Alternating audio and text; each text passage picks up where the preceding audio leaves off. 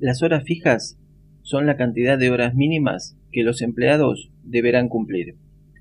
En esta empresa, los empleados deben cumplir un mínimo de 40 horas trabajadas. Y eso lo sabemos gracias a que la suma del total de horas trabajadas se devolverá en las celdas de la columna N.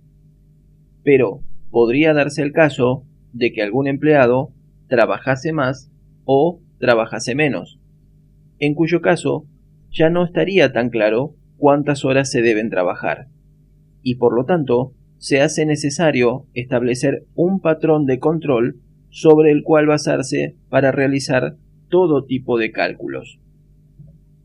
Para calcular las horas fijas que un empleado debe cumplir, veremos que en la celda C2 tenemos la fecha en la que comienza la semana de trabajo.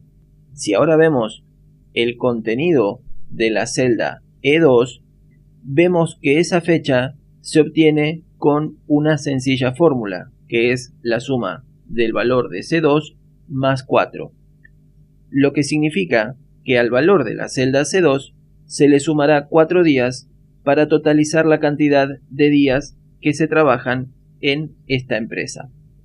Para obtener la cantidad de días que se trabajan en la semana, en la celda H2 hay una fórmula en la que al valor de la celda E2 se le resta el valor de la celda C2 y se le suma un día. No se asusten ni se asombren, tampoco se enojen, no se saltaron ningún paso previo.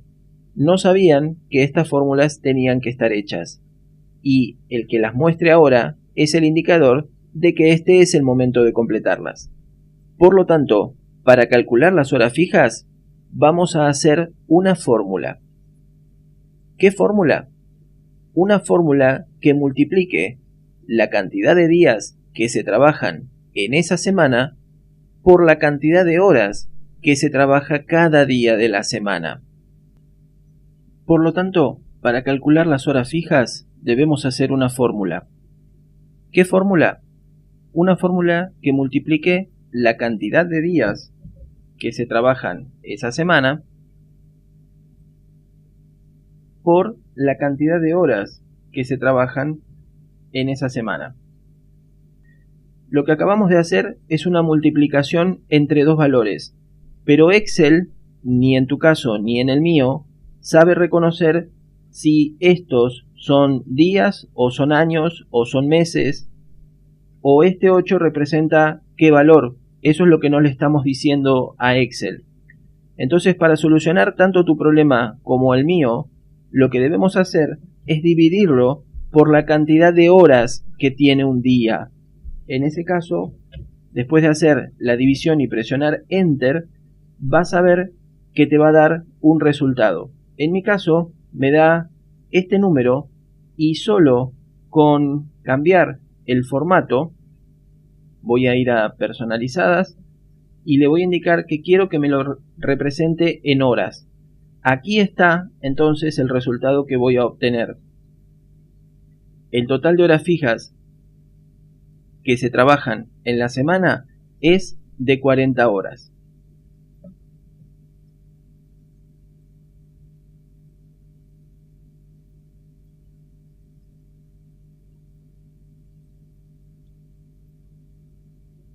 Ahora debemos hacer que ese cálculo se aplique a todas las celdas de las horas fijas para cada empleado.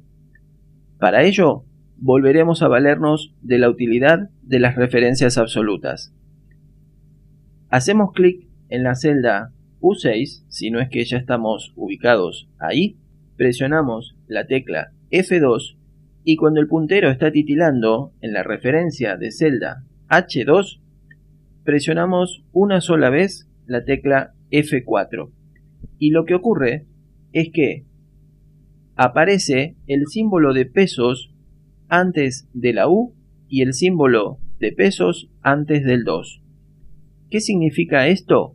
Esos símbolos en las referencias de celdas significa que se va a bloquear la columna U y se va a bloquear la fila 2. En otras palabras, que se creará una referencia absoluta sobre la celda U2. Presionamos Enter y obtenemos ahora el resultado.